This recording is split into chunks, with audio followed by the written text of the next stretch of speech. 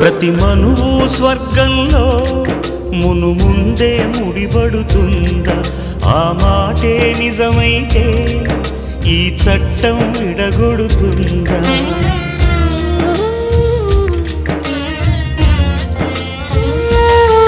నీ రాతకు ఎంత సత్యం ఉందో చూదువు బ్రహ్మయ్యా, నీ సాక్ష్యం ఎంత విలువైందో ఓ అగ్ని చూడయ్యా.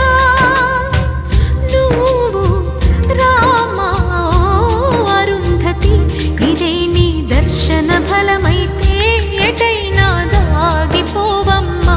నిజంగా పెళ్ళికి బలముంటే సూటిగా ఇటు దిగి రావమ్మా.